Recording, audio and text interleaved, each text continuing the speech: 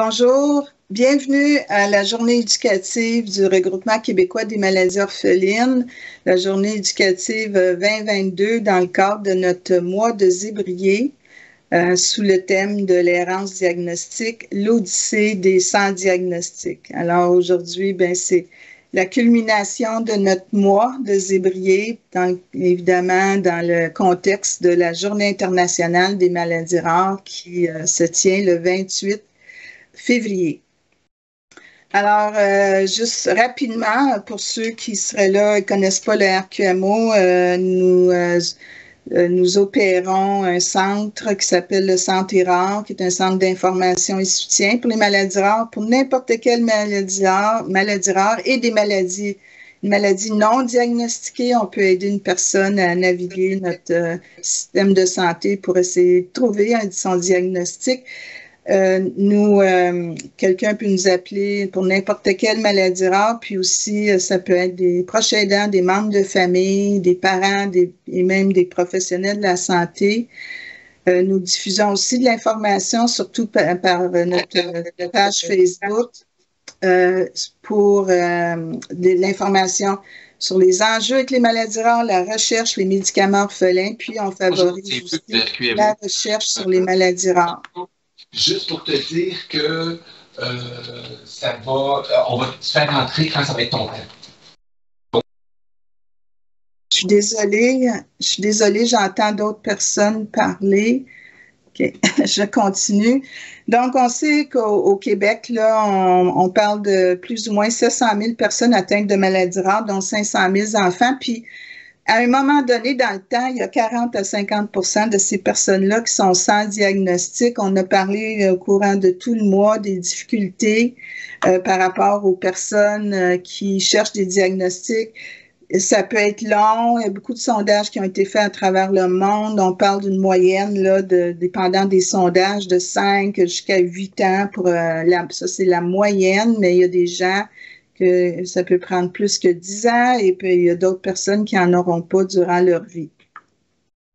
Donc, comme je disais, on a parlé beaucoup des conséquences et des conséquences médicales d'avoir des faux diagnostics, des traitements inappropriés, difficulté de faire du conseil génétique, et évidemment, on va en parler beaucoup aussi aujourd'hui avec des témoignages, puis dans des ateliers des difficultés psychosociales, l'incertitude, la difficulté d'accéder à des services, la détresse que ça cause, puis la perte de confiance en notre système de santé dans certains cas. On pourrait dire qu'il y a 3 types de maladies non diagnostiquées, si on veut. Les pas encore diagnostiqués, ça, c'est ceux qui sont en voie d'avoir un diagnostic. Plein d'examens, de tests sont faits, les médecins font ce qu'ils peuvent et puis ça peut peut-être prendre 1 an, 2 ans, mais ils vont recevoir un diagnostic. Il y a ceux qui peut-être n'auront jamais de diagnostic, puis il y a ceux que nous, on constate beaucoup maintenant via notre centre IRAR, les diagnostiqués psychosomatiques. Et je vais y revenir.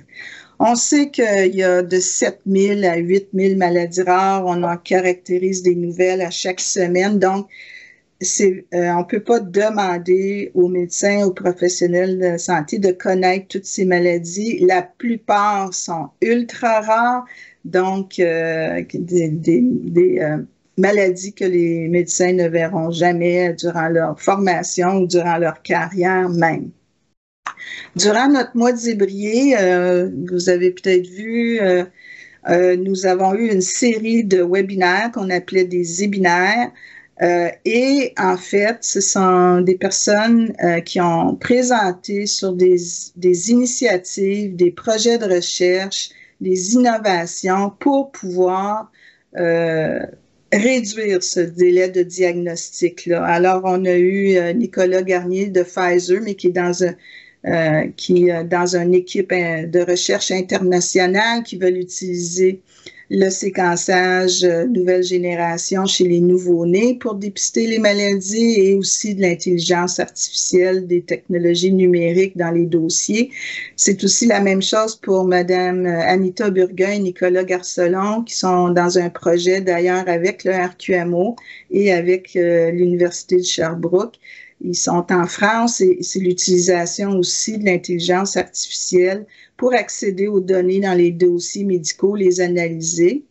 Serge Rivet, un chercheur qui est directeur du Centre de recherche Université Laval, a parlé de son projet PRISM, qui est un projet de séquençage exomique par lequel il a trouvé des diagnostics pour des familles ici au Québec. Madame Christine Kernohan, aussi chercheuse et biologiste en génétique moléculaire, qui est dans le programme de dépistage nouveau-né en Ontario, et le projet Care for Rare, où eux aussi, là, depuis des années, ont découvert, identifié des gènes associés à des maladies là, pour lesquelles les personnes n'obtenaient pas de diagnostic. Et aussi, ont même identifié des nouvelles maladies. On a eu Sharon Terry de Genetic Alliance qui, eux, commencent une initiative pour aider les personnes les plus démunies, peut-être à travers le monde, pour avoir accès à un diagnostic de maladies génétiques. Et enfin, jeudi, nous avons eu le plaisir d'écouter Franck Béraud de Montréal In Vivo, qui, dans un regroupement des sciences de la vie au Québec, qui inclut aussi le regroupement québécois des maladies orphelines, a présenté les grands points d'un plan qu'on veut présenter au ministère de la Santé et Services sociaux et au ministère de l'Économie et de l'Innovation, surtout pour la recherche en maladies rares. Donc, il y a des enregistrements, des présentations qui sont déjà sur notre site. Et les autres sont à venir. Je remercie beaucoup tous ces conférenciers, conférencières qui ont voulu nous informer de leur projet durant le mois de zébrier. Alors là, on aimerait aussi parler de solutions. Ben, le RQMO, depuis sa fondation, a fait d'abord un grand sondage, a fait des forums, des colloques, avec des ateliers, un sommet sur les maladies rares avec beaucoup d'intervenants différents en 2015. Et évidemment, avec les milliers de personnes qui nous ont contactés dans notre santé rare, on avait pas mal le pouls de ce que les gens vivaient, les gens l'ont exprimé, et les solutions qu'on pourrait apporter. Et pour ça, on a fait une proposition de stratégie québécoise sur les maladies rares en 2015 qui a été envoyée au gouvernement. Il y a eu un groupe de travail qui l'avait en main. Et il y a ensuite, en 2020, lors de notre activité à la Journée internationale, il y a eu l'annonce du comité consultatif sur les maladies rares qui a été mis sur pied par le ministère de la Santé et Services sociaux. Et en janvier, tout récemment en janvier, nous avons été consultés ainsi que les autres associations de maladies rares sur certains points là, sur lesquels ils veulent avancer au ministère. Et ils ont annoncé en fait qu'ils vont publier une politique québécoise sur les maladies rares là, cette année, en 2022, certainement. Alors, nous, comme solution, on a présenté ce que vous avez exprimé, là, patients, parents, proches aidants, dans toutes nos consultations qu'on a faites, qui étaient vos priorités, ce qui ressortait le plus. Puis ce qui ressortait le plus, c'était de sensibiliser puis de former les médecins puis les autres professionnels de la santé aux maladies rares, puis leur fournir des ressources. Donc, les former pas sur les 7000, 8000 maladies rares, mais les particularités de ces maladies-là, c'est ce que vous vivez spécifiquement du fait que vous êtes atteint d'une maladie rare, la différence avec maladie commune.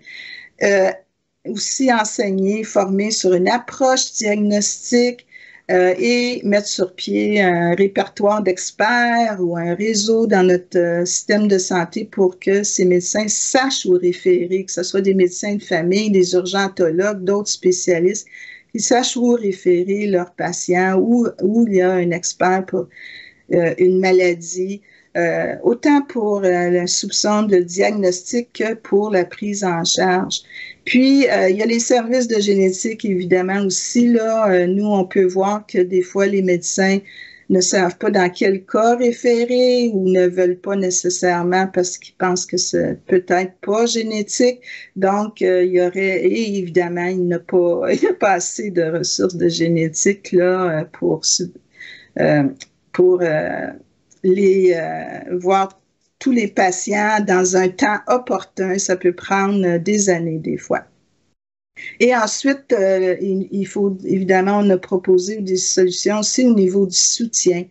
Durant toute cette errance diagnostique, là, c'est clair qu'il faudrait un soutien pour des personnes qui ont une maladie sans nom, que ce soit pour les personnes atteintes, pour les parents, les proches aidants, pour les familles.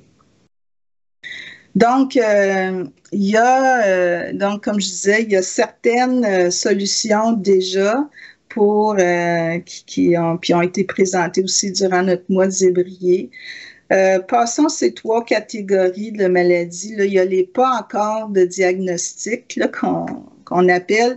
C'est surtout des maladies génétiques et de plus en plus, on utilise les technologies de séquençage. Là, on a vu 2 projets là-dessus. Mais c'est surtout en recherche. Il faut que les personnes remplissent les critères pour accéder au projet de recherche. Évidemment que ce qui aiderait, c'est que ces technologies-là deviennent accessibles pour la clinique. Et puis, il y a le Réseau québécois de diagnostic moléculaire qui va voir le jour cette année en 2022, puis on espère que ces tests-là vont être plus accessibles pour tout le monde. Évidemment, il y a comme je disais, les 100 diagnostics. Pourquoi ça prend tant de temps? Peut-être qu'ils n'auront jamais un diagnostic de leur vie ou ils vont avoir un diagnostic incertain ou ambigu. Bien, ça peut être des maladies génétiques. Il peut y avoir des mutations, des variants qui ne sont pas encore identifiables par nos technologies. Puis, il y a d'autres nouvelles technologies que le séquençage qui se développe aussi. Ça peut aussi être des maladies là, qui ne sont pas associé à seulement un gène. Lorsqu'il y a un gène, c'est plus facile à identifier. C'est peut-être des maladies qu'on dit polygéniques, plusieurs gènes, et même multifactorielles, donc d'autres facteurs environnementaux, externes, hormonaux, etc., qui jouent un rôle. Ensuite, il y a les maladies qu'on pourrait dire pas reconnues. Beaucoup de patients utilisent ce mot-là pour dire « ma maladie n'est pas reconnue ». En fait, il n'y a pas vraiment une liste de maladies rares au Québec là, qui sont comme reconnues pour des services ou quoi que ce soit au ministère de la Santé, dans le réseau, mais il y en a par contre qui ne sont pas reconnus dans le sens qu'ils ne semblent pas être assez connus des médecins et même souvent il y a du doute des médecins par rapport à l'existence de ces maladies-là. Puis ensuite, évidemment, il y a des maladies inconnues. De plus en plus, il y a des travaux de recherche, des publications sur les maladies auto-immunes, le microbiote. Il semble que l'environnement a un facteur très important dans ce type de maladie-là. On dit qu'ils vont en accroissant, donc c'est possible que ce soit dû à des problèmes dans notre environnement. Évidemment, toujours la génétique qui joue toujours, mais c'est des maladies qui sont complexes. Donc, pas difficile à diagnostiquer. Et on en découvrira des nouvelles. Je reviens aux diagnostics, les diagnostiqués psychosomatiques parce que nous voulons en parler de plus en plus. Je pense que les personnes qui ont été victimes, entre guillemets, de ce diagnostic aimeraient de plus en plus en parler avec le milieu, dans le milieu médical. Parce que malheureusement, on soupçonne d'après tous les témoignages qu'on a à notre centre IRAR et ailleurs que ces personnes sont souvent envoyées en psychologie ou en psychiatrie, étiquetées avec différents types de diagnostics psychologiques ou psychiatriques, alors que c'est vraiment une maladie rare. Donc, on entend, vous êtes peut-être plusieurs à avoir entendu d'un médecin ou d'un autre professionnel de la santé que c'est dans votre tête, que vos symptômes, vos signes, ça se peut pas, j'ai jamais vu ça, ça se peut pas. Ensuite, une personne qui a beaucoup de symptômes, qui ça semble multisystémique, puis les médecins vont dire, il n'y a pas de rapport entre vos différents symptômes, c'est un hasard, c'est indépendant. Ou un médecin qui dit, j'ai déjà eu un patient avec cette maladie-là que vous me proposez, mais vous n'êtes pas comme lui, donc c'est probablement pas ça. Il y en a même qui disent pour certaines maladies qu'on soupçonne, je ne crois pas en cette maladie. Donc, il y a des maladies pour lesquelles il y a comme des préjugés où le milieu médical n'est pas encore assez, il n'y a pas encore assez un consensus, et surtout peut-être parce qu'ils ne connaissent pas ces maladies-là, parce que dans d'autres pays, si ce n'est pas le cas, il y a des cliniques et ça fonctionne. Donc, c'est ou cette maladie aussi, on entend qui n'est pas au Québec. Ça, c'est dire ça, c'est assez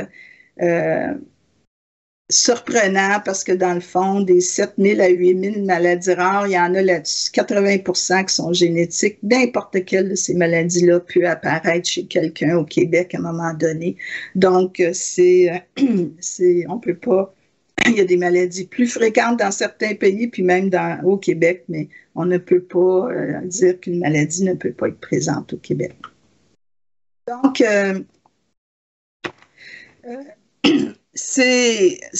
on voit le cycle que ces personnes-là vivent là, à travers leur errance diagnostique. Et ça débute qu'ils voient plusieurs médecins on ne les croit pas, on trouve les différents diagnostics qu'on peut leur donner, c'est psychosomatique, somatoforme, un trouble de conversion, trouble factice, qui en fait c'est le Munchausen, là où on pense qu'une personne même peut inventer ses symptômes, puis il y a le Munchausen par procuration où c'est un parent qui peut inventer ça pour son enfant. Ce sont des troubles qui existent là, en psychiatrie, qui peuvent être diagnostiqués, mais c'est, selon nous, très, très rare, mais malheureusement, il y a des personnes qui ont des vraies maladies rares qui sont incluses dans ces diagnostics-là. Alors, on envoie la personne voir un psychologue ou psychiatre, puis ce qui arrive souvent, c'est que on a beaucoup de témoignages que psychologues et psychiatres, ils voient bien que le patient souffre vraiment, a vraiment quelque chose, et ils sont retournés, évidemment, voir des médecins encore, beaucoup de médecins spécialistes à la recherche d'un diagnostic, mais la personne, souvent, elle va dire, est-ce que c'est moi qui est folle? Des fois, ils vont commencer à croire que c'est pas vrai leur maladie, puis que les médecins ont raison. Puis évidemment, ils vont consulter parce que toute cette détresse puis cette errance diagnostique est difficile, toute l'incertitude, et donc on va avoir des témoignages à ce sujet-là. Donc c'est un cercle vicieux, puis certaines de ces personnes-là, à un moment donné, vont avoir un diagnostic. On sait que ça peut prendre des années, puis ensuite, bon, c'est la question de la prise en charge de cette maladie rare. Mais d'autres n'auront pas de diagnostic avant longtemps ou jamais, puis vont recommencer le cycle où on ne les croit pas nécessairement. Puis d'ailleurs, il y a l'avocat Maître Jean-Pierre Ménard, avocat là, spécialisé en santé au Québec, qui a même appelé un syndrome, le syndrome de la page d'avant. C'est-à-dire qu'une fois qu'on a écrit dans votre dossier médical que peut-être là c'est psychosomatique, vous semblez trop travailler trop fort à trouver un diagnostic qui est peut-être pas le vôtre, ou toute note dans le dossier de ce genre-là qui fait allusion à une maladie psychiatrique. Bien, une fois que c'est dans le dossier, le prochain médecin qui lit ça peut être influencé, puis ça n'aide pas l'avancement là, pour chercher un diagnostic. Donc, je pense qu'on va en discuter aujourd'hui dans un atelier avec Dr. André Hiergeau, comment elle a été formée justement en médecine, pour peut-être ne pas penser aux rares, mais justement plus penser aux psychosomatiques. Et nous, on parle d'avoir une discussion au Québec, de parler de culture du doute, comme ils ont fait en France lors de leur premier plan national maladie rare depuis 2005. Et même des médecins ici qui collaborent avec nous, avec qui on a parlé, qui parlent de culture de l'humilité chez les médecins, qui admettent évidemment qu'ils ne connaissent pas tout et qu'il peut y avoir quelque chose de différent. Qu'ils ne connaissent pas dans les diagnostics et donc oser penser au rare et comme justement docteur Hiergeau va nous dire, en plus de dire et si c'était l'une des maladies rares, on pourrait peut-être dire aussi et si ce n'était pas psychosomatique ou somatoforme. Donc on veut puis on a, je pense que je l'ai mis ici, samedi dernier, on a eu notre génie en rare avec des étudiants de médecine, une trentaine d'étudiants de médecine de 3 facultés de médecine, où on a fait un concours, un quiz sur les maladies rares. Puis, il y avait des questions sur des maladies précises, mais il y avait aussi ce genre, des questions basées sur ce genre d'affirmation-là de patients et de médecins. On voulait les sensibiliser là, au fait de penser au rare, puis de pas tout de suite conclure que c'est psychosomatique ou de pas et de bien écouter le patient en fin de compte pour faire le diagnostic. Alors, les étudiants ont bien étudié puis ont été vraiment performants puis on espère qu'ils ont bien appris par nos 150 questions sur l'approche aux maladies rares, sur les maladies rares, les maladies génétiques, etc. Alors, on a eu, durant notre mois de Zébris, notre page Facebook, plusieurs témoignages de personnes avec le temps que ça a pris pour leur maladie rare. Puis là, on va vous laisser le temps de vous exprimer aussi, vous, à ce sujet-là. Et on aura évidemment des témoignages aujourd'hui. On a des témoignages d'une adulte ici au Québec qui a cherché un diagnostic longtemps, de la mère d'un garçon. Toutes les personnes, en fait, qui présentent aujourd'hui ont une expérience là, avec l'errance diagnostique. Et on en parlera plus à la fin, mais ce que le RQMO fait aussi en plus de son santé rare et de ses activités de sensibilisation. On a mis sur pied une communauté rare pour les sans-diagnostic que vous pouvez joindre si vous êtes sans diagnostic et on lance aujourd'hui en français le guide qui a été fait par le Rare Disease Foundation, Vivre sans diagnostic. L'ex-présidente du Rare Disease Foundation va venir aussi témoigner. Donc, c'est notre journée. Voilà, puis je veux évidemment remercier tous nos partenaires qui ont rendu possible toutes ces activités durant le mois de février, tous ces webinaires, notre génie en rare, la journée d'aujourd'hui et aussi nos projets qu'on met sur pied au RQMO. Alors, merci beaucoup à eux. Donc, je vais vous revenir et pour la prochaine... le prochain à peu près 20 minutes, je vous laisse la parole. On vous laisse la parole. Aujourd'hui, c'est vraiment ça. C'est beaucoup de gens qui vont témoigner de leur situation. Mais vous, les participants, si vous voulez nous dire, entre autres, votre errance diagnostique, combien de temps ça a pris pour diagnostiquer votre maladie, si elle est diagnostiquée ou si vous n'avez pas encore de diagnostic. Et peut-être nous dire, on n'aura pas le temps là, d'écouter toutes les histoires d'errance diagnostique, mais peut-être dire qu'est-ce qui a été le plus difficile pour vous, puis quelle solution vous voyez à ça.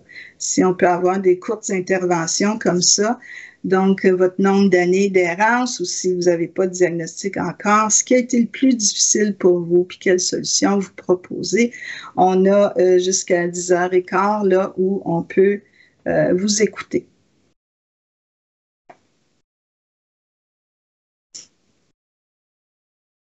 Donc, je laisse mon animateur, Luc, notre directeur général, nous dire s'il y a des mains levées, puis...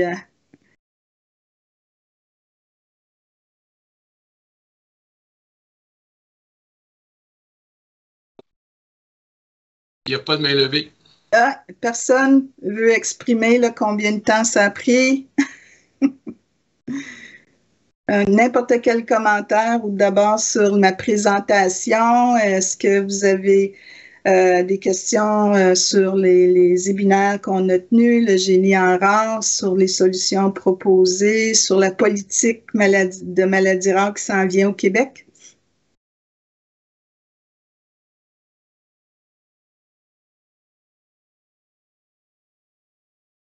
Bon, personne. OK. Bon, on voulait vous laisser la parole. Euh, je pense que j'ai vu quelqu'un, là, moi, une main. Ah, je les vois pas. C'est qui? J'ai vu, je vois de Madame Annie Germain.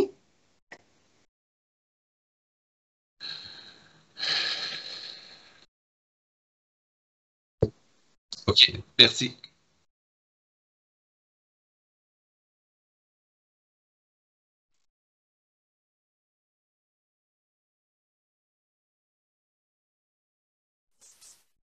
La parole lui est donnée. D'accord. Donc, moi, c'est une forme rare de cancer du sein. J'ai pas, j'ai été chanceuse. J'ai vraiment été diagnostiquée, là, en quelques jours. Mais je dirais que même avec un diagnostic, mes difficultés se sont pas terminées là. Même là, justement, récemment, je suis en processus de changer d'oncologue parce que l'oncologue qui me suivait, et même si j'étais suivie au CHUM, me disait des choses qui n'avaient pas d'allure. Donc, j'ai décidé de changer d'hôpital parce que c'est ça. J'étais pas satisfaite là, de ce qu'il me disait. J'avais les bons traitements, mais bon, j'avais pas confiance dans ce qui pouvait m'arriver pour l'avenir si j'avais une progression de la maladie. Donc, je pense que dans mon cas, le diagnostic a été facile, c'est plus après, là. Et ce qui me frustre beaucoup, c'est que malgré les millions investis dans le cancer du sein, les formes rares de cancer du sein sont peu étudiées, donc ça me frustre beaucoup, beaucoup, beaucoup. Oui, tout à fait. Il y a des formes rares de maladies communes, moi, qui sont pas très connues. Les cancers rares, effectivement, il y en a des milliers.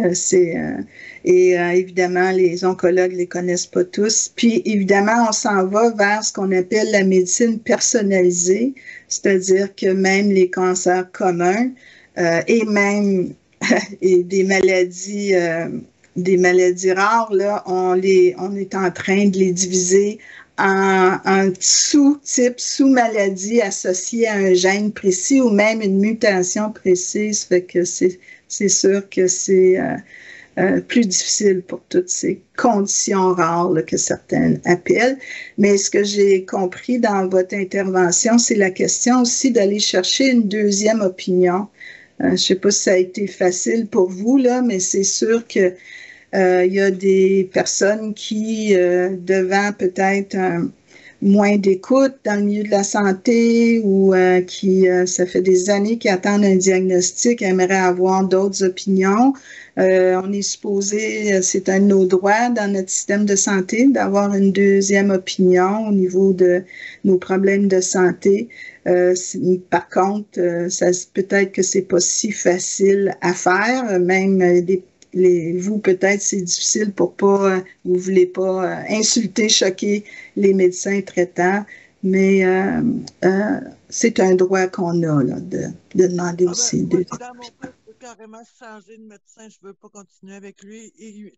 Fait qu'il m'a dit quelque chose, j'y ai répondu, puis j'y ai apporté des articles scientifiques qui le contredisaient, puis il l'a pas pris. Il m'a dit qu'il attendait juste mon accord pour transférer mon dossier, donc c'est ce que j'ai fait. Puis comme il y avait l'autre médecin qui traite le cancer métastatique à l'hôpital où est-ce que j'étais, je l'avais déjà eu puis je l'avais pas aimé, ben j'ai carrément décidé de changer d'hôpital.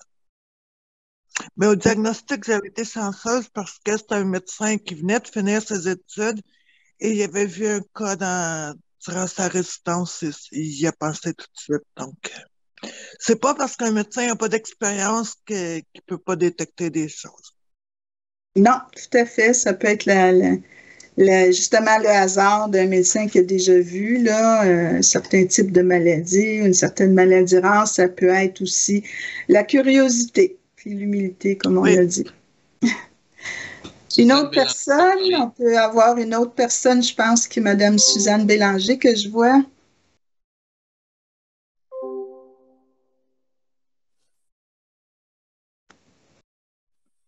Bonjour, m'entendez-vous? Oui.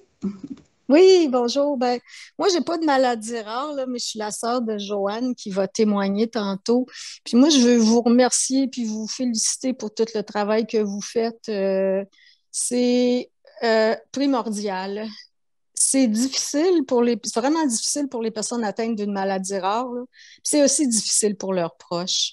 Ça prend beaucoup d'aide, ça prend beaucoup d'écoute. Moi, j'ai pas toujours été outillée pour écouter Joanne dans son cheminement, dans ses difficultés. Aujourd'hui, je le suis plus, mais écoutez, émotivement, là, c'est incroyable l'aide que ça prend et l'écoute que ça prend. Je sais qu'il y a un groupe d'entraide. Je ne sais pas s'il y a de l'aide pour les proches, mais ça aussi, ça serait utile parce que moi, je me sentais totalement impuissante face à ce que Joanne me disait. Et puis, ça me ramenait moi-même à mes propres difficultés. Je n'étais pas capable de l'entendre. Fait que ça prend de l'aide autant pour les proches que pour ceux qui sont atteints de la maladie. Mais je ne sais pas depuis quand la fondation existe, là. Moi, je viens de vous découvrir cette année. Puis, écoutez, je trouve ça vraiment essentiel. Puis, continuer à faire ce travail-là, moi, je trouve ça merveilleux, toutes les avancées qui se font pour diagnostiquer plus rapidement, puis pour sensibiliser le corps médical et tout le monde aux maladies rares. Fait que moi, c'est ça que je voulais vous dire aujourd'hui. Merci. Bien, merci, Mme Bélanger, puis merci d'être là aux côtés de votre sœur aussi. Puis oui, c'est difficile pour difficile pour l'entourage. Il y a un impact sur l'entourage là, lorsqu'une personne cherche un diagnostic. On va lancer donc cet après-midi le guide du Rare Disease Foundation, mais qui est inspiré d'un guide fait en Grande-Bretagne et que nous, on a traduit en français, puis on veut vous rendre disponible. On en parle là-dedans. Il y a eu des entrevues ce guide est surtout axé pour les parents d'enfants qui cherchent un diagnostic, mais les suggestions peuvent s'appliquer aussi aux adultes. Puis on en parle là-dedans de ce que le vécu de plusieurs personnes, là, c'est de perdre des amis, des membres de la famille, parce que, surtout dans le cas de maladies dites invisibles, hein, quand vous n'êtes pas en fauteuil roulant, quand vous n'avez pas une malformation évidente, quand ça ne paraît pas, c'est plus difficile de convaincre les gens. Puis vous ne devriez pas être obligé de les convaincre, mais c'est plus difficile de convaincre les gens que vous avez vraiment quelque chose, que vous souffrez, que vous avez même des douleurs chroniques. Nous, on a entendu ça dans notre sondage, les gens qui disent que la famille trouve qu'ils exagèrent, qu'ils veulent de l'attention, que c'est dans leur tête et ils se le font dire par les membres de la famille aussi. C'est très difficile. Donc, et pour les parents d'enfants, ben, c'est parce que ça demande beaucoup d'attention, là, un enfant malade aussi, puis même pour les adultes, là, à un moment donné, vous ne pouvez pas faire toutes les activités que vous pouviez, puis on le voit, là, les gens le disent, ils perdent des amis, ils perdent des membres de leur famille, le contact, et donc ça s'ajoute à toute la détresse. Hein, ça s'ajoute, en tout cas, c'est Joanne puis Caroline qui vont plus en parler, mais c'est des témoignages qu'on a vus à travers les années. Et dans ce guide-là, ben, on donne des trucs. On donne des trucs, des conseils. Il y en a que c'est triste, là, c'est-à-dire de peut-être accepter de couper des ponts avec des gens, de plus voir certaines personnes qui peut-être nuiraient plus à votre santé psychologique que d'autres choses. Fait que mais c'est très difficile. Puis, donc, dans notre communauté rare, ben, on le dit, là, c'est pour les personnes sans diagnostic, mais c'est clair qu'à travers ça, on veut aussi aider les familles, qui sont aux prises, les proches aidants, puis les familles aussi. Puis c'est à bâtir avec vous aussi. Je pense qu'il y a une autre main levée, Madame Nathalie Martellino.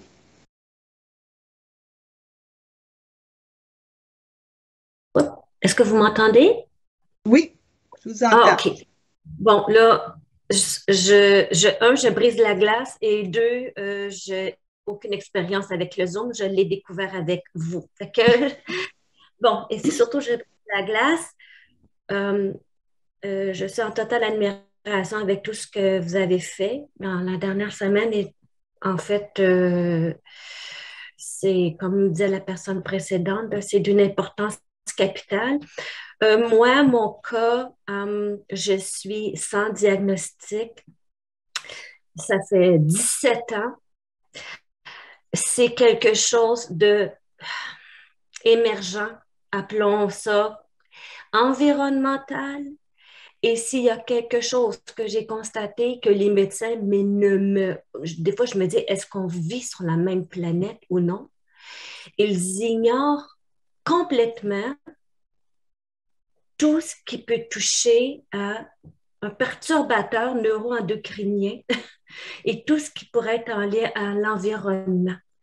Et j'ai des événements très précis, très objectivés, très vrais qui se sont produits il y a 17 ans et à la suite desquels je me suis retrouvée avec tous les problèmes que j'ai aujourd'hui. Bon, notamment, j'ai 2 lésions là, dans le crâne au niveau de l'hypophyse et du whatever clavus.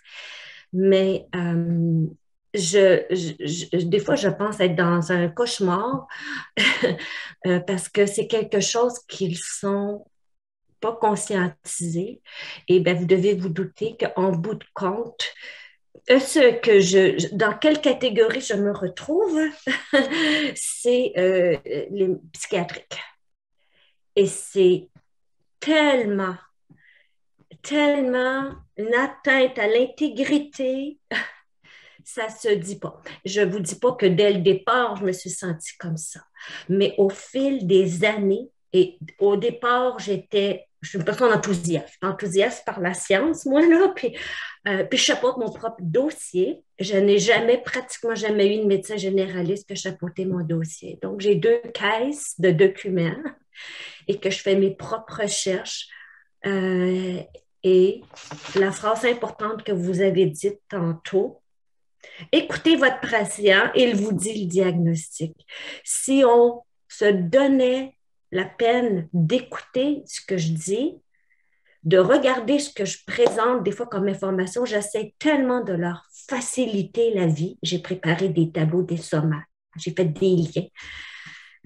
C'est un cauchemar. Là, c'est parce que après ces 17 années-là, les 6 derniers mois, j'ai comme un peu craché parce que là, ma motivation en a pris un coup. Alors, c'est moi qui ai frappé aux 1000 portes à chaque fois. C'est personne qui l'a fait pour moi. C'est pas un médecin généraliste, comme vous avez dit également. Il y a des dommages collatéraux à tout ça, énormes. Et aujourd'hui, je dois dire que je suis littéralement seule dans cette démarche-là. J'ai pas personne qui m'appuie, qui me croit, qui peu importe. Des fois, j'ai déjà dit à un médecin, parce qu'on va s'abstenir de des fois les réponses que j'ai, vous avez des idées, mais c'est pas moi qui ai truqué l'appareil de résonance magnétique. Et si je serais assez bonne pour me créer des lésions dans le crâne, là, j'aurais fait pousser de l'argent dans les arbres pour aller avoir une poursuite de mon investigation médicale. Mais bon, bref. C'est un processus qui est excessivement difficile. Alors, voilà. Mais merci vraiment. C'est une histoire qu'on entend souvent. Écoutez, je l'ai dit, là, il y a les maladies sans diagnostic, il y a les maladies inconnues, les maladies... à un moment donné, on a l'impression que dans le milieu médical, les maladies sont déjà toutes identifiées. Hein, les connaissances sont déjà là, mais si on suit la littérature aujourd'hui même, on voit qu'il y a des nouvelles choses. J'en ai parlé, là, les maladies auto-immunes, les maladies, le microbiote, là, il y a beaucoup de recherches sérieuses là-dessus où on fait des liens justement avec avec les maladies auto-immunes, avec toutes sortes de maladies, de conditions. Et comme dans votre cas, les perturbants neuro-endocriniens, on en parle depuis plusieurs années. Une constatation qu'on peut faire, c'est ça prend du temps avant que ces nouvelles découvertes soient vraiment... oui, il faut la recherche, il faut la bonne recherche, mais ça prend, même après la bonne recherche, puis certaines preuves et évidences, puis et évidemment, il faut que ce soit vraiment les chercheurs et médecins qui arrivent à circonscrire la maladie, puis c'est quoi les critères diagnostiques, comment on diagnostique. Mais même à ça, ça prend du temps avant que ça arrive dans la pratique médicale. Et pendant tout ce temps-là, il y a ces discussions de « Ah, c'est pas vrai, ça se peut pas, c'est pas vrai qui est triste, mais malheureusement, ça marche comme ça. La médecine, il faut avoir les bonnes preuves. Mais on a des exemples, nous, de maladies là, qui sont caractérisées depuis longtemps, qui ont été des maladies rares, qui ont été peu étudiées. Et je vais en parler, là, celui dont on parle le plus, c'est que le plus de personnes nous appellent, c'est le syndrome Ehlers-Danlos ou une autre maladie du tissu conjonctif qui n'est pas diagnostiquée. Il y en a d'autres aussi. Maintenant, on parle de syndrome d'activation mastocytaire. Puis, il y a de plus en plus de connaissances. Il y a des groupes internationaux, des cliniques ailleurs là-dessus, mais les médecins d'ici ne sont pas au fait là, de ces dernières découvertes, puis des derniers critères qu'on veut établir. Puis, on ne peut pas trop les blâmer dans le sens, est-ce qu'ils vont lire sur cette maladie, 1000 maladies, sur des nouvelles recherches? Non. Mais par contre, on va en parler dans l'atelier. Comment, justement, on peut approcher un médecin pour y apporter des nouvelles choses comme vous avez peut-être essayé. Fait que c'est ça dont on veut parler dans l'atelier, entre autres. Là. Puis, mais merci pour ce témoignage-là qu'on entend. Puis, je vais prendre une dernière personne avant qu'on continue. J'ai Madame Audrey Sasseville. Bonjour, est-ce que vous m'entendez? Oui. Oui, dans le fond, moi, je suis en errance diagnostique depuis bientôt 3 ans. J'ai trouvé moi-même un des diagnostics parce que je crois en avoir plusieurs. J'ai été diagnostiquée avec le POTS. Je pense aussi avoir la dysautonomie puis le CED. Puis là, je me bats avec les médecins parce que dans le fond, juste pour mon diagnostic de POTS, j'ai été voir plusieurs médecins qui m'ont dit, ben non, madame, vous n'avez pas ça, votre tachycardie, là, c'est vraiment l'anxiété. Puis là, moi, je me battais, j'étais comme, mais non, ça se peut pas. C'est impossible. Juste à l'effort, ma fréquence cardiaque a peut dépasser les 180. J'ai des évanouissements, ça va pas. Puis finalement, en montant un dossier, j'ai été voir un cardiologue qui m'a dit, ben madame, vous avez vraiment ce syndrome-là. Puis j'ai eu plusieurs syncopes, puis des malaises. Puis j'ai été à l'urgence il n'y a pas longtemps. Puis un cardiologue qui m'a dit, ben madame, ça doit être l'anxiété. Là, je suis pas sûre que vous avez ce syndrome-là. Puis j'ai dit, ben, pourtant, j'ai le diagnostic. Essayez pas d'invalider un diagnostic que vous ne comprenez pas. Puis, c'est ça. Moi, j'ai pas ma langue dans ma poche. Fait que les médecins, ils m'aiment pas vraiment. Puis, je suis un peu tannée, là, parce que je suis rendue même à devoir être obligée de voir une psychiatre qui me dit « Ah, tu as juste un trouble neurologique fonctionnel. Donc, tous tes malaises, c'est psychosomatique. » Alors que j'ai des pics de fièvre, j'ai une hyperlaxité, je sais pas comment on dit ça, là, mais tu sais, je suis hyper flexible. J'ai des grosses douleurs, j'ai presque tous les symptômes du CED. Puis là, j'étais supposée voir une spécialiste, mais elle est tombée en arrêt maladie. Fait que là, je suis encore laissée à moi-même. J'étais supposée les voir en septembre, puis tu sais, on est presque en mars, puis je les ai toujours pas vus. Puis là, ben, je me suis dit, on n'est tellement pas tout seul à vivre cette impuissance-là. Puis j'ai décidé de créer un groupe Facebook privé qui s'appelle l'Errance diagnostique au Québec. C'est un groupe où on est 71 de mémoire à être dans l'errance diagnostique, à vivre de l'invalidation du corps médical, à vivre de la solitude, de la détresse. J'ai pu lire plusieurs témoignages de personnes qui sont laissées seules à elles-mêmes, des personnes qui ont été psychiatrisées, des personnes qui ont été invalidées dans leur souffrance. Puis ça me touche profondément. Donc, j'invite toutes les personnes là, qui nous écoutent en ce moment, qui sont dans l'errance, à rejoindre le groupe l'Errance diagnostique au Québec. Merci. Je vais devoir vous arrêter parce que je vais respecter l'horaire. Mais moi, je vous enjoindrais de joindre notre communauté de rares sans diagnostiquer parce que on va faire des actions, et ce sera une place pour nous aider. Le plus qu'on est mobilisé, le mieux que c'est. Surtout si c'est par rapport au syndrome Ehlers-Danlos. Nous avons un rapport des statistiques. Nous allons faire des actions là-dessus dans les prochains mois. Puis juste pour revenir à un point, là, c'est malheureusement, dans ce que j'ai dit à propos des diagnostiqués psychosomatiques, c'est malheureusement une grande majorité des femmes. Puis c'est souvent des symptômes là, non spécifiques, comme vous avez dit, tachycardie, des étourdissements, des vertiges, des migraines, des douleurs, mais quand c'est beaucoup de ces symptômes-là ensemble, là, il faut chercher qu'est-ce que c'est. Malheureusement, puis il y a de plus en plus de littérature là, qui sort. Là. Il y a eu un autre numéro spécial d'un journal scientifique il y a 2 semaines où on fait le lien avec la dysautonomie, le syndrome d'activation mastocytaire. Fait qu'il y a de la littérature, il y a des groupes internationaux sérieux qui travaillent là-dessus, malheureusement. Puis moi, je peux le dire, là, même moi, je suis considérée un peu folle de toujours parler de cette maladie-là, puis de mettre ça de l'avant. Ça fait partie des maladies que certains disent qu'ils ne croient pas. Alors, c'est ça. Aujourd'hui, on va vouloir en parler. Puis dans le groupe des sans diagnostic, c'est comment on va pouvoir en discuter avec le milieu médical, au moins commencer à discuter et de pas qu'il y ait des préjugés là, qui nous empêchent en partant. Donc, merci beaucoup aux gens qui ont osé faire un témoignage. Là. On sait que samedi matin, tôt, et on a pour toute la journée des Zooms, puis on est peut-être tanné des Zooms, mais bon, c'était notre but là, de vous entendre, puis de trouver comment vous pouvez vous aider, comment nous, on peut vous aider.